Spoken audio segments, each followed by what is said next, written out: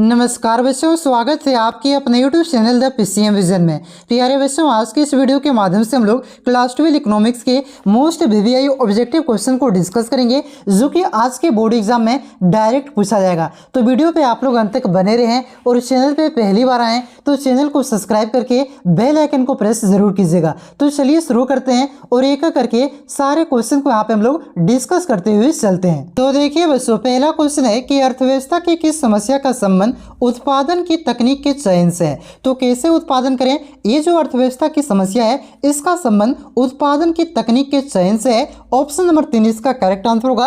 कैसे उत्पादन करें, मतलब कि पूंजी प्रधान तकनीक का प्रयोग करके उत्पादन करें कि श्रम प्रधान तकनीक का प्रयोग करके उत्पादन करें। क्लियर है। उसके बाद देखिए अगला क्वेश्चन आपका क्या है कि कुल उपयोगिता अधिकतम होती है जब सीमांत उपयोगिता का मान खाली स्थान होता है। तो जब कुल उपयोगिता अधिकतम होती है बच्चों, उस समय सीमांत उपयोगिता का मान आपका शून्य यानी कि 0 हो जाता है। तो इस क्वेश्चन का करेक्ट आंसर होगा ऑप्शन नंबर 1 शून्य। यहाँ पे आप लोग थोड़ा सा समझ लीजिए। देखिए ये जो आपका ग्राफ है ना, ये आपका TU यानी कि आपका टोटल यूटिलिटी को हिंदी में बोलते हैं आपका कुल उपयोगिता, यानी कि कुल उपयोगिता का ये आपका ग्राफ हुआ। और ये जो आपका इस प्रकार से ग्राफ होता है ना, ये होता है आपका MU यानी कि सीमांत उपयोगिता का ग्राफ होता है। जब ये आपका TU अधिकतम पर होता है, उस समय जो आपका MU है बच्चों, ये आपका 0 पर होता है। और जब TU घटने लगता है ना, यानी कि जो आपका कुल उपयोगिता है ये घटने लगता है, उस समय जो आपका सीमांत उपयोगिता है ये 0 के नीचे यानी कि माइनस में चला जाता है, ऋणात्मक हो जाता है। इसे भी आप लोग ध्यान रखिएगा। इस प्रकार से भी क्वेश्चन पूछ सकता है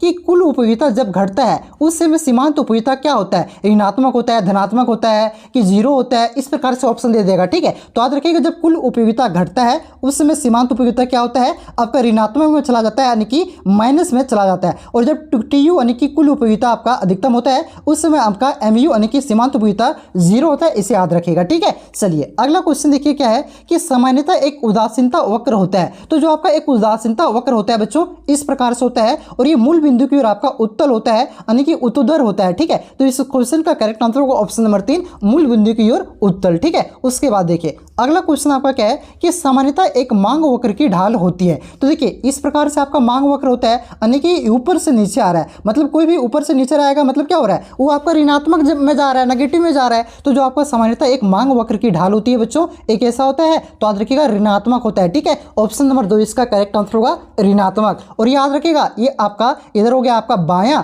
और इधर हो गया आपका दायां, और ये आपका बाएं से दायां गिरता है। इसे भी आप लोग याद रखिएगा। ठीक है, उसके बाद देखिए अगला क्वेश्चन आपका क्या है कि एक सरल रेखा मांग वक्र के मध्य बिंदु पर मांग की कीमत लोच खाली स्थान होती है। यानी कि इस प्रकार से आपका मांग रेखा हो गया, तो मध्य बिंदु पर यहाँ पे आपका क्या होगा, मांग की लोच। तो आपसे पूछ रहा है तो यहाँ पे हमेशा एक होता है मांग की लोच, चाहे वो आपका पूर्ति की लोच पूछे और तो मांग की लोच पूछे, हमेशा यहाँ पे मध्य बिंदु पर आपका एक होता है। ठीक है, तो इस क्वेश्चन का करेक्ट आंसर होगा ऑप्शन नंबर 2 1। बाकी बात यहाँ भी मैंने आपको बताया हुआ है, यहाँ भी आपको मैंने बताया हुआ है। जब प्रीवियस ईयर क्वेश्चन 200 मैंने करवाया ना, तो सारा कुछ वहाँ पे मैंने आपको करवाया हुआ है। प्रीवियस ईयर क्वेश्चन को आप लोग जरूर देख करके जाइएगा बच्चों, क्योंकि जेक बोर्ड में आपका अधिकतर क्वेश्चन प्रीवियस ईयर क्वेश्चन से ही आता है। ठीक है, चलिए तो इस क्वेश्चन का करेक्ट आंसर होगा ऑप्शन नंबर 2 1 हो जाएगा। ठीक है, यानी कि आपका मध्य बिंदु पर आपका जो आपका मांग की लोच होती है एक होता है, ध्यान रखिएगा। अगला क्वेश्चन क्या है कि निम्न में से किस वक्र का आकार उल्टा U आकार का होता है। तो उल्टा U आकार का मतलब इस प्रकार से, तो किस वक्र का होता है, तो इसका जो करेक्ट आंसर होगा बच्चों औसत लागत वक्र। किसका, औसत उत्पाद वक्र का जो आपका आकार होता है ये आपका कैसा होता है, तो उल्टा U आकार का होता है। ऑप्शन नंबर 4 इसका करेक्ट आंसर होगा औसत उत्पाद। उसके बाद देखिए अगला क्वेश्चन आपका क्या है कि उत्पाद फलन Q बराबर आपका AL के पावर अल्फा K पे K पावर बीटा में पैमाने का प्रतिफल का माप है। तो यहाँ पे पैमाने के प्रतिफल का माप हो जाएगा आपका अल्फा प्लस बीटा। ठीक है, ऑप्शन नंबर 1 इसका करेक्ट आंसर होगा अल्फा प्लस बीटा। अगला क्वेश्चन देखिए क्या है कि सीमांत लागत और औसत लागत एक दूसरे के बराबर होती है जब, तो सीमांत लागत औसत लागत के बराबर कब होता है, जब औसत लागत न्यूनतम होता है तब। ठीक है, यानी कि ऑप्शन नंबर 4 इसका करेक्ट आंसर होगा औसत लागत न्यूनतम होती है। ठीक है, उसके बाद देखिए अगला क्वेश्चन आपका क्या है कि निम्नलिखित में से कौन सा वक्र उत्पाद अक्ष के समांतर होता है। तो वो कौन सा वक्र होता है, तो ये आपका कुल स्थिर लागत वक्र होता है। ऑप्शन नंबर 1 इसका करेक्ट आंसर होगा कुल स्थिर लागत। उसके बाद देखिए अगला क्वेश्चन आपका क्या है कि पूर्ण प्रतियोगिता बाजार बाजार में किस प्रकार की वस्तुओं का उत्पादन होता है। तो कई बार मैंने आपको पढ़ाया है, देखिए पूर्ण प्रतियोगिता बाजार में हमेशा आपका एक जैसे वस्तुओं का उत्पादन होता है, मतलब कि समरूप वस्तुओं का उत्पादन होता है। ठीक है, ऑप्शन नंबर 3 इसका करेक्ट आंसर होगा समरूप। उसके बाद देखिए अगला क्वेश्चन क्या है कि अन्य बातें समान रहने पर किसी वस्तु की कीमत में 5% की वृद्धि होने से उस वस्तु की पूर्ति की मात्रा में 6% बढ़ जाती है। तो वस्तु की पूर्ति की कीमत लॉज का मान क्या होगा। यहाँ पे आपका पूर्ति की कीमत लॉज का मान पूछ रहा है। तो देखिए बच्चों, पूर्ति की यहाँ पे मैं शॉर्ट में लिखता हूँ, ठीक है, पूर्ति लिख देता हूँ। तो पूर्ति की जो कीमत लॉज का फार्मूला होता है ये क्या होता है, तो ये होता है कि पूर्ति की मात्रा में प्रतिशत परिवर्तन। क्या होता है, शॉर्ट में लिखते हैं पूर्ति की मात्रा में प्रतिशत परिवर्तन बटा कीमत की मात्रा में प्रतिशत परिवर्तन। तो देखिए पूर्ति की मात्रा में कितना % का परिवर्तन हो रहा है भैया, तो यहाँ पे देखिए 6% का परिवर्तन हो रहा है। ठीक है, कितना हो रहा है, यहाँ पे लिखते हैं 6% का परिवर्तन हो रहा है। अब देखिए कीमत की मात्रा में कितना परिवर्तन हो रहा है, तो बोलिएगा सर 5% का परिवर्तन हो रहा है। तो 6/8 कितना हो जाएगा भैया, बोलिएगा 1.2 हो जाएगा सर। तो कितना हो जाएगा 1.2, ऑप्शन नंबर 3 इसका करेक्ट आंसर होगा। फॉर्मूला याद रखिएगा, पूर्ति की लॉज बराबर क्या होता है, तो पूर्ति की मात्रा में प्रतिशत परिवर्तन बटा कीमत की मात्रा में प्रतिशत परिवर्तन। अगला क्वेश्चन देखिए क्या है कि अल्पकाल में एक पूर्ण प्रतियोगी फर्म को हानि होती है जब, तो हानि कब होता है भैया, जब क्या करेगा, जितना उसका दाम है उससे कम, मतलब जितना उसका बनाने का रेट पड़ा है उससे कम दाम में बेच देंगे। ठीक है, मतलब कि जो पी है, पी का मतलब होता है प्राइस यानी कि कीमत, जब कीमत क्या हो जाए, कम हो जाए, किससे, तो एवरेज कोस्ट से। एवरेज कोस्ट का मतलब औसत लागत, लागत जितना भी सामान को बनाने में लगा है ना उससे अगर कम में बेचेंगे, उससे कम कीमत पर आपका बेचेंगे, तब क्या होगा, आपका हानि होगा यानी कि घाटा होगा। तो इस क्वेश्चन का करेक्ट आंसर होगा ऑप्शन नंबर 4, जब आपका पी क्या होगा, छोटा से होगा एसी। पी का मतलब हुआ प्राइस, प्राइस का मतलब कीमत, दाम। ठीक है, और एसी का मतलब हुआ एवरेज कोस्ट, एवरेज कोस्ट का मतलब क्या हुआ, औसत लागत। ठीक है, तो जब औसत लागत से कम हो जाता है आपका कीमत ना, तब क्या होता है, हानि होता है। ठीक है, तो ऑप्शन नंबर 4 इसका करेक्ट आंसर होगा। अगला क्वेश्चन देखिए क्या है कि यदि किसी वस्तु की बाजार मांग तथा बाजार पूर्ति क्रमशः आपका डी और एस है, यानी कि जो आपका बाजार मांग है ये क्या है, आपका डी से दर्शाया गया यानी कि डिमांड हो गया इसका मतलब, और बाजार पूर्ति यानी कि आपका हो जाएगा एस से दर्शाया गया है। ठीक है, तो बाजार संतुलन को निम्न में से किस स्थिति से दर्शाया जा सकता है। तो देखिए बाजार संतुलन कब होता है भैया, जब आपका जो मांग होता है ना ये पूर्ति के बराबर हो जाता है। ठीक है, यानी कि जब डी बराबर एस हो जाता है तब आपका बाजार संतुलन होता है। तो अंदाजे यहाँ एक नहीं मारना है, अभी सब होगा, कैसे होगा यहाँ पे बताते हैं, सुनिए। देखो अब जानते हैं कि डी बराबर एस होता है, ठीक है, तब बाजार संतुलन होगा, ये तो ऑप्शन आपका सही होगा। लेकिन अब डी बराबर एस को हम कैसे लिख सकते हैं, तो देखिए बच्चों डी बराबर एस को यहाँ पे हम लोग क्या करेंगे, जीरो जोड़ दें। अब किसी भी चीज में हम लोग जीरो को जोड़ेंगे भैया तो उसका कुछ वैल्यू बढ़ेगा, 1 में जीरो को जोड़ेंगे 1 ही रहेगा, 5 में जीरो को जोड़ेंगे 5 मतलब 5 रहेगा, आपका अरे 1000 में जीरो को जोड़ेंगे तो 1000 ही रहेगा, कुछ नहीं होगा। तो उसी प्रकार से एस में जीरो को जोड़ दिए तो ऐसे रहेगा, कोई प्रभाव नहीं पड़ेगा। तो देखो बच्चा आप जानते हैं यहाँ पे डी है ना, तो ये जो आपका एस है प्लस में, इसको ले आएंगे इधर तो क्या हो जाएगा, माइनस में हो जाएगा, और इधर क्या बचा, जीरो, तो जीरो बचा। ठीक है,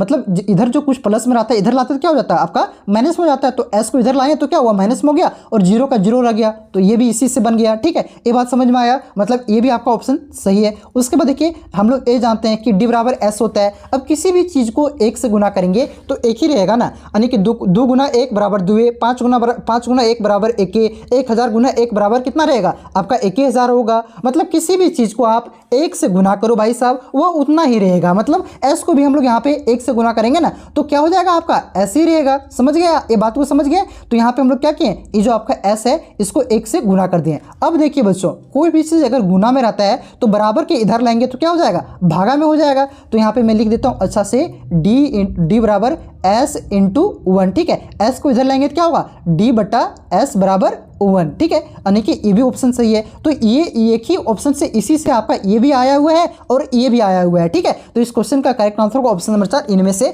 सभी से दर्शाया जा सकता है। बात समझ गए। अगला क्वेश्चन देखिए, अगला क्वेश्चन क्या है कि पूर्ति अधिकाई की स्थिति में किसी वस्तु की कीमत में खाली स्थान होने की परिवर्ती होती है। तो देखिए क्या बोल रहे हैं, पूर्ति अधिकाय, अधिकाय का मतलब क्या हुआ, अधिक होने लगेगा। तो कोई भी सामान अगर बाजार में अधिक आ जाएगा, उसका उत्पादन अधिक मात्रा में होने लगेगा। ठीक है, तो क्या होगा, उसका दाम में क्या हो जाएगा, कीमत में कमी हो जाएगा भैया।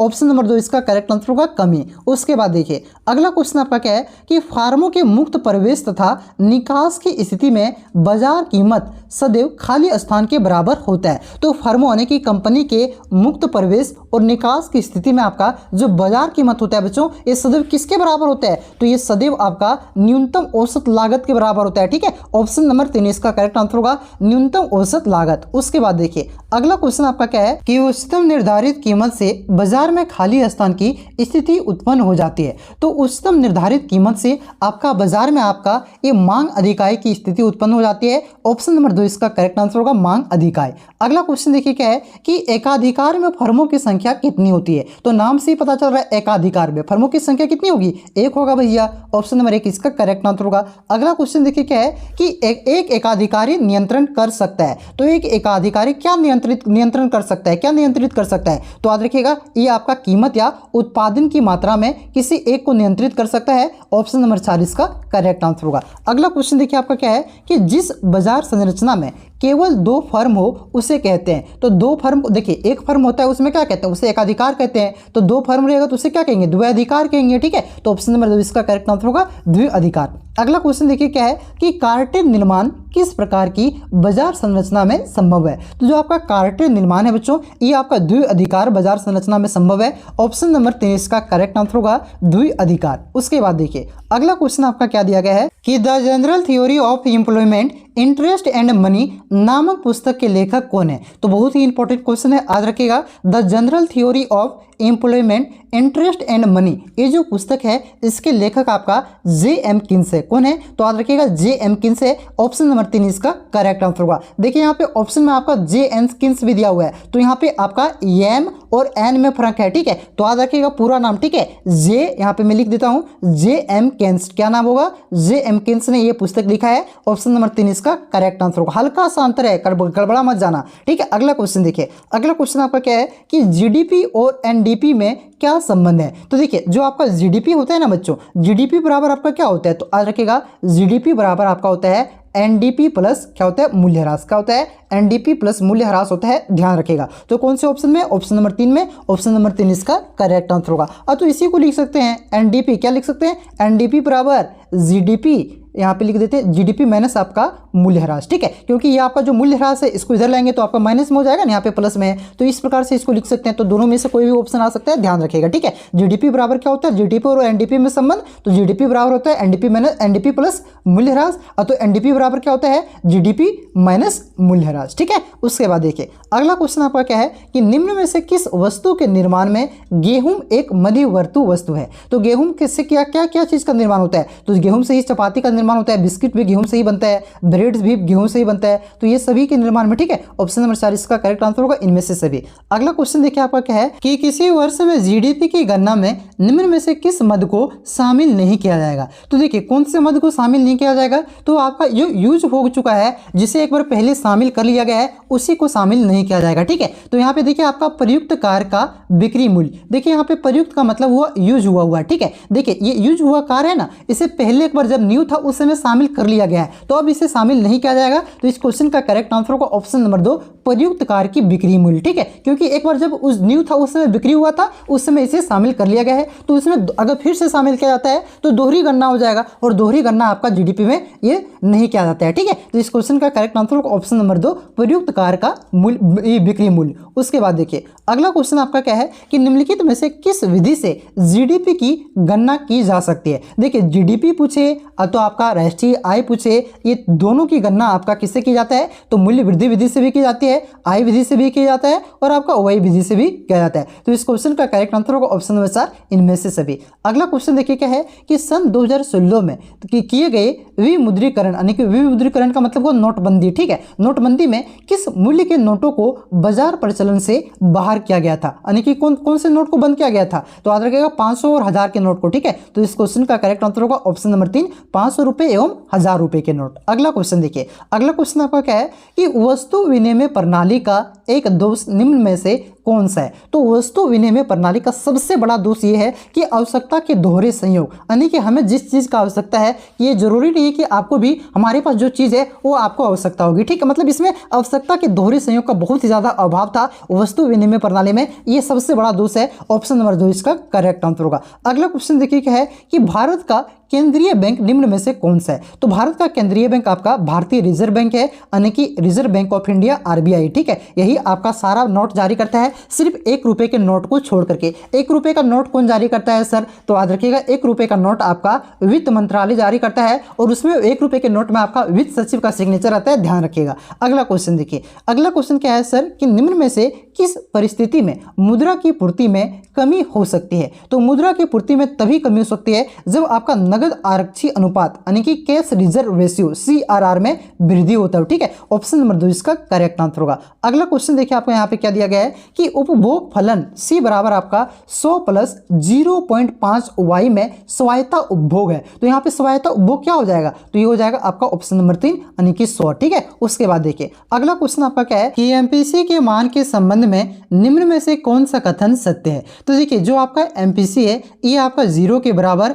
तो 0 से 1 के बीच में होता है, तो 1 के बराबर होता है, ठीक है। मतलब कि इसे इस प्रकार से लिख सकते हैं कि जो आपका एमपीसी है ये आपका 0 के बराबर तो 0 से 1 के बीच में तो आपका 1 के बराबर हो सकता है, ठीक है। ये आपका एमपीसी का आपका क्या कर सकते हैं शर्त होता है, ये हमेशा इसी प्रकार से होता है, ठीक है। मतलब 1 से ना ही बड़ा होगा ना ही ये आपका 0 से छोटा होगा। 0 तो 1 के बराबर होगा तो 0 तो 1 के बीच में होगा, ठीक है। इसे आप लोग ध्यान रखिएगा। तो इस क्वेश्चन का करेक्ट आंसर होगा ऑप्शन नंबर 3, 0 से बड़ा तो 0 के बराबर और आपका 1 के बराबर तो 1 से छोटा, ठीक है। तो ऑप्शन नंबर 3 इसका करेक्ट आंसर होगा। अगला क्वेश्चन देखिए आपका क्या दिया गया बच्चों कि यदि किसी अर्थव्यवस्था में एमपीसी का मान आपका 0.4 है तो एमपीएस का मान क्या होगा? तो देखिए बच्चों आपको मैंने एक फार्मूला बताया था कि एमपीसी प्लस एमपीएस बराबर क्या होता है? एमपीसी प्लस एमपीएस बराबर होता है भैया 1 होता है, ठीक है। तो देखिए यहाँ पे एमपीसी का मान कितना दिया गया है? 0.4 दिया गया है। एमपीएस यहाँ पे निकालेंगे, ठीक है। अब क्या हो जाएगा?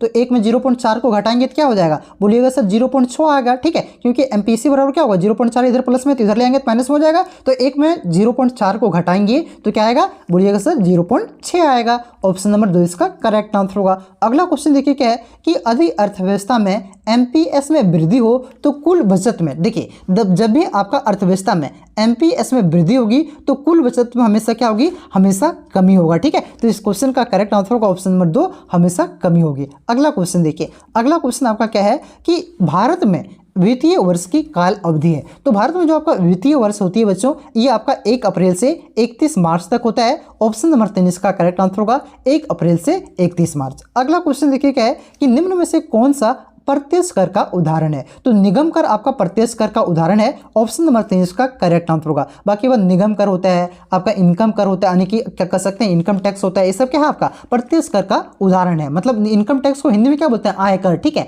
आयकर, निगम कर, ठीक है, ये सब आपका क्या है? याद रखिएगा प्रत्यक्ष कर के उदाहरण है। बाकी बात वस्तु एवं सेवा कर, जीएसटी, उत्पाद कर, प्रवेश शुल्क, ये सब आपका क्या है? ये सब आपका अप्रत्यक्ष कर का उदाहरण है, इसी भी आप लोग याद रखिएगा, ठीक है। तो प्रत्यक्ष कर पूछा है तो ऑप्शन नंबर 3 इसका करेक्ट आंसर होगा निगम कर। अगला क्वेश्चन क्या है कि राजस्व घाटा क्या होता है? तो राजस्व घाटा आपका राजस्व व्यय और राजस्व प्राप्ति के अंतर का होता है। ऑप्शन नंबर 1 इसका करेक्ट आंसर होगा राजस्व व्यय और राजस्व प्राप्ति का अंतर होता है आपका राजस्व घाटा, ठीक है। ऑप्शन नंबर 1 इसका करेक्ट आंसर होगा। अगला क्वेश्चन देखिए क्या है कि किस प्रकार की वस्तुओं के उपभोग में प्रतिद्वंद्विता नहीं होती? तो ये आपका सार्वजनिक वस्तुओं के उपभोग में ऑप्शन नंबर 1 इसका करेक्ट आंसर होगा। अगला क्वेश्चन क्या है कि विश्व बैंक की स्थापना किस वर्ष हुई थी? तो विश्व बैंक की स्थापना आपका 1944 में हुआ था। ऑप्शन नंबर 2 इसका करेक्ट आंसर होगा। अगला क्वेश्चन देखिए, अगला क्वेश्चन क्या है कि जब किसी देश की विदेशी विनिमय दर का निर्धारण बाजार शक्तियों के द्वारा होता है तो इस प्रकार की विनिमय दर को क्या कहते हैं? तो इस प्रकार की जो आपका विनिमय दर होती है बच्चों उसे आपका तीव्रता विनिमय दर कहा जाता है। ऑप्शन नंबर 2 इसका करेक्ट आंसर होगा तीव्रता विनिमय दर। अगला क्वेश्चन देखिए क्या है कि निम्नलिखित में से भुगतान संतुलन के चालू खाते का एक घटक कौन सा है? तो भुगतान संतुलन के चालू खाते का घटक आपका कौन सा आएगा? तो ये आपका हो जाएगा वस्तुओं का आयात, तो यहाँ पे ऑप्शन में रहे वस्तुओं का निर्यात, ये सब आपका चालू खाते का घटक होता है आयात और निर्यात, ठीक है। तो ऑप्शन नंबर 3 इसका करेक्ट आंसर होगा। तो यहाँ पे जो आपका 40 PYQ क्वेश्चन था बच्चों ये मैंने आपको करवाया। देखिए आपका 200 क्वेश्चन मैंने आपका PYQ करवा दिया है, उसे जरूर देख करके जाइएगा। साथ ही साथ आपका जो प्रीवियस ईयर मॉडल पेपर का 300 क्वेश्चन है ये करवाएं। टाइम है तो 1 घंटा का वीडियो नहीं होगा, मतलब 40-45 मिनट का वीडियो होगा, उसे आप आप लोग देख लीजिए, टाइम है तब, ठीक है। और जरूर देख के जाइएगा बच्चों, यहाँ से जरूर आपके क्वेश्चन बोर्ड एग्जाम में देखने को मिलेगा। और मैं दावा करता हूँ कि आप लोग वो 200 क्वेश्चन और 300 क्वेश्चन कर लेते ना, तो आपका एक भी क्वेश्चन बाहर नहीं जाएगा, ठीक है। तो अगर 300 क्वेश्चन नहीं कर पा रहे हो ना भाई साहब, तो जो आपका PYQ 200 क्वेश्चन है उसको जरूर करके जाइएगा, ठीक है। PYQ 200 क्वेश्चन है उसको जरूर करके जाइएगा, वहां से बहुत सारे क्वेश्चन देखने को मिलेगा। अगर आपके पास टाइम है तो 300 क्वेश्चन वाला भी वीडियो को देख सकते हैं, ठीक है। तो चलिए मिलते हैं नेक्स्ट वीडियो में, तब तक के लिए जय हिंद, जय भारत, जोहार झारखंड।